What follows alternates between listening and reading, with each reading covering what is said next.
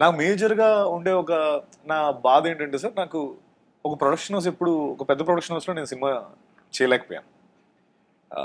Right.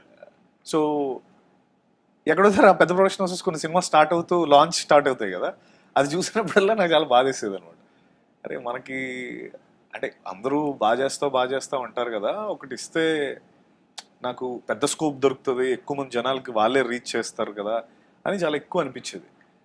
మొత్తం Insta Facebook అన్నీ delete చేసేసి అసలు చూడకూడదు. బికాస్ ద మోర్ యూ దాని గురించి ఆలోచిస్తున్నప్పుడల్లా నువ్వు తెలుసుకోకుండానే అదే ఎక్కువ అట్రాక్ట్ చేస్తావు. అవును. నేను అది ఎప్పుడైతే చూసి కొంచెం బాధపడేవాడినో, బోల్డ్ లాంచ్లు కనిపించేవి. ఎవ్రీ సెకండే ఏదో ఒక లాంచ్ జరుగుతూ ఉండేది, లేకపోతే ఏదో జరుగుతూ ఉండేది. అప్పుడు నేను అనుకున్నా, I think I'm attracting what I don't want, అది నాకు వద్దది అని ఆపేసి సింగులర్ ఫోకస్ అయితే సరే ఇది మనం ఆ ఇన్సెక్యూరిటీ జోన్లో అసలు ఉండకూడదని చాలా స్ట్రాంగ్గా ఫిక్స్ అయ్యాను సార్. ఇప్పుడు నాకు అంటే నా యాక్టింగ్ పైన లేకపోతే నేను పర్ఫామ్ చేస్తాననే దాని మీద you never had a doubt. I never had a thing. Only thing నాకు ఇప్పుడు ప్రతిసారి ఏంటంటే ఆ లాంచ్ ప్యాడ్ ఒక్కటి దొరికితే బాగుండు అని అనుకునేవాడిని.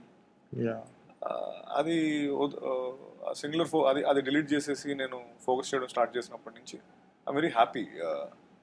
ఓన్లీ థింగ్ ఒకటి, then later I read somewhere, ఏదో బుక్స్ చదువుతున్నప్పుడు అర్థం చేసుకున్నది ఏంటంటే, ప్రతి ఒక్కరికి ఒక టైం లైన్ ఉంటుంది అనేది నేను చాలా స్ట్రాంగ్గా ఫిక్స్ అయిపోయాను సార్. అప్పుడు నీ టైం లైన్ నీ టైం లైన్ ఒకటి, ఇంకోటి టైం లైన్ ఇంకోటి అన్నది అర్థం చేసుకున్నాను.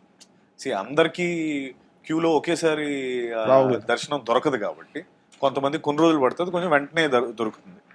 సో దర్శనం దొరికేంత వరకు లైన్లో ఉండాలి అన్నది అర్థం చేసుకున్నాను. ప్రేక్షకుల సో వాళ్ళ లవ్ దొరకడానికి కొంచెం టైం పడుతుంది, అందరు లేకపోతే ఇట్ విల్ బి క్రౌడెడ్ కాబట్టి. That much I understood sir.